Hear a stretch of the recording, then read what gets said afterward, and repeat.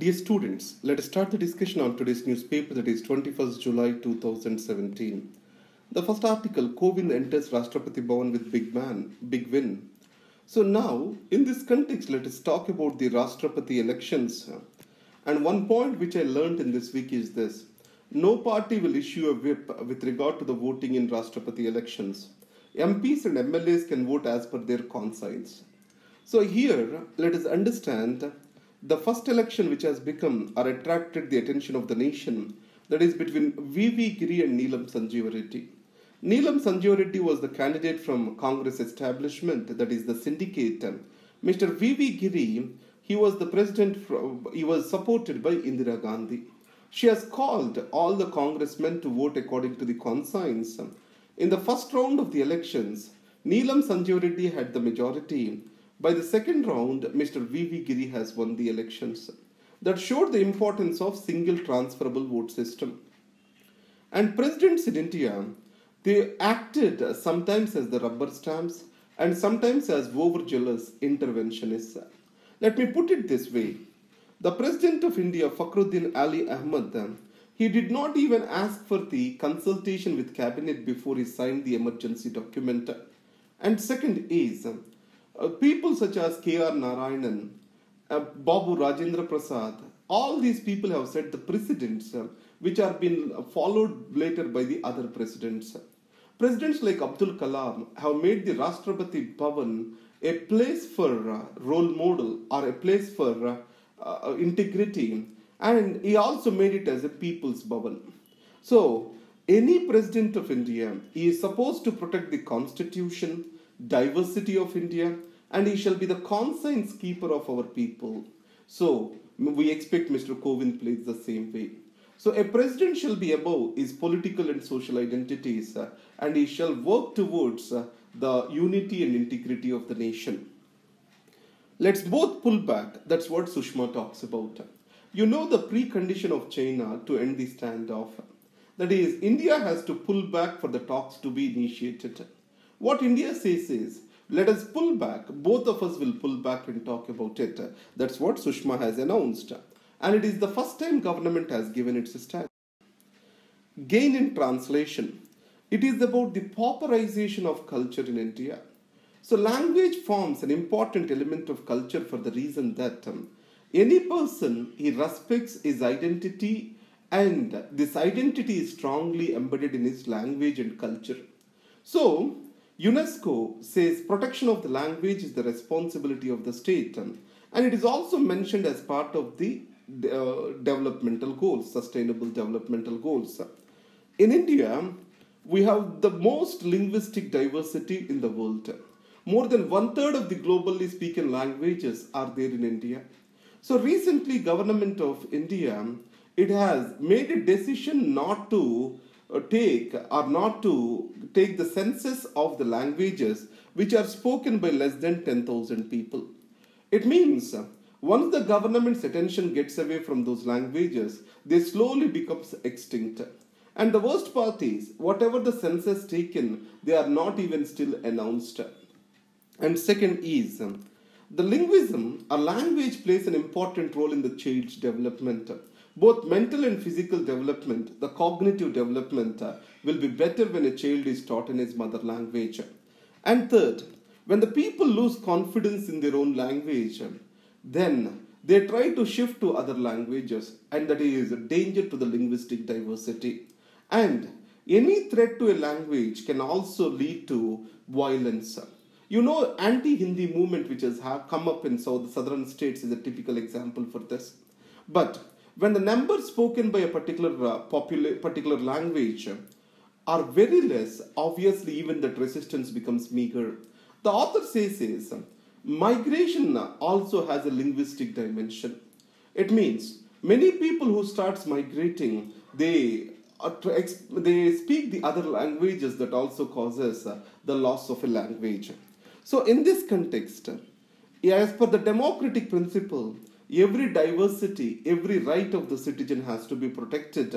So the linguistic rights also becomes part of this. That's what this author is trying to tell us. Next is, the new president, Mr. Kovind has become the new president. The president has many functions which are situational or discretionary. So, selection of a new prime minister after the general elections is a discretionary function of the president.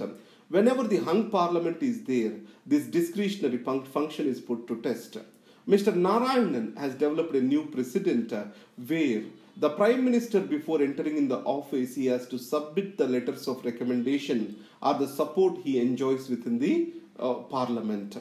And even after no confidence motion is passed in the House, the President of India can call for general elections or can go for an alternative. Now, when Chaudhary Charan Singh has resigned, Neelam Sanjeev Reddy did not call Babu Jagjeevan Ram. He called for the general elections, which has become controversial then. And above all, the President of India shall be above the political and social identities, and he is expected to be a wise counsel to his government. The respect the public office holds provides him the legitimacy to be a wise counsel and to halt, if necessary, some legislations which are not in the spirit of the constitution. So here pocket veto has come. Our pocket veto is a situational discretion enjoyed by the president. So ultimately, the president shall not appear himself as a rubber stamp or an interventionist. He has to be between the two things. Bigger or better. Now, technology, especially information technology, it has made the bigger organizations possible and viable. And centralization is also a feature which has come up or which has become possible because of these technology interventions. Now, in the public sector in India, consolidation has become a way forward. You know that many subsidiary banks have got amalgamated with SBI so that we can create a mammoth, that is SBI, that can compete across the globe. Similarly, in oil and energy sector, the government wants to create a large mammoth. So ONGC, this is what is going to be the large mammoth for India. So in line with this, the refining and marketing benefits or facilities are also brought into this. HPSCL, Hindustan Petroleum Corporation Limited, it has both refining and marketing facilities of its own. Now this is being brought by the ONGC. So 30,000 plus crores is being paid by the ONGC to the government to buy out the HPCL. Now, it is going to make the government to reach its disinvestment targets. But is it viable for the ONGC is the question. The work culture of the ONGC and HPCL are very different. So the efficient work culture of the HPCL, how it transforms into the ONGC is a question. If we take the past history of mergers and takeovers in India, the Air India and Indian Airlines, their merger do not send a very proper example to us. And minor investors always lost in the process of the mergers, so their interests also need to be protected. That's what this article is talking about. Let's go to the debate, the Friday debate. Should urbanization score over conservation? It is about Archaeological Sites and Remnants Act of 1958. So Ancient Monuments, Archaeological Sites and Remnants Act, what it says is, within the perimeter of 100 meters, no construction is allowed. Even exception is not made to the public services. So here, government wants to amend this to allow for the public constructions, to allow for the exemptions. So it is going to threaten the heritage structures. Either it is Akbar's tomb in Agra or it is related to Rani Ki Vav in Gujarat. They are going to be damaged. So the author says is, yes, government can spend much more money to acquire the private lands rather than taking over the lands that are there for these monuments. And on the other side, outrightly objecting to any of the development or construction surrounding these architectural monuments is also not appropriate, according to another author. What he says is this: there has to be a strong civil society whistle and approval for the projects that are expected to come up within 100 meters perimeter. And finally, we as a generation have no right to take away the properties, cultural properties that have been saved over centuries. That is what is the third opinion which has been expressed in this article. Now, let's go to the news page. The most important on this is, why is sharing data with state a problem? Here, the Supreme Court has posed a question that we are sharing the data with the private entities such as Apple, Google, etc. Why are we fearing to share the data with the government? The reason is, government, that is the state, has authority to use force. As the state is allowed to use force, it becomes dangerous or the citizens' rights can be compromised. And second is, with the private entities, the distinct purpose of the use of this particular data given is clearly stated. If they violate that, we can take them to the courts. And the second question posed is, when 99% of the people, they have taken the Aadhaar enrollments, then what is the objection for the 1% of the people? Then to this, it has been answered this way. Fundamental rights are individual, they are not collective.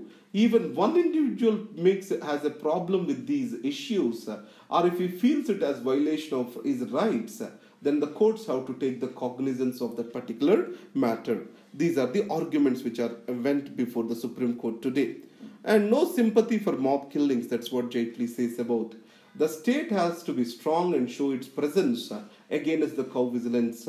If law and order fails, rule of law fails in the country, then the democracy will be in peril.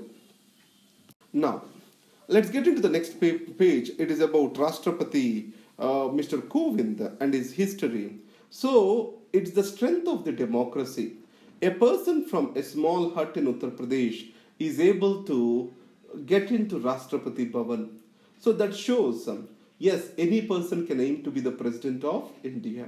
This is the strength and resilience of Indian democracy. And finally, I have given you the notes, and this notes is available to you at likes.in/civils prep. Thank you very much. All the best.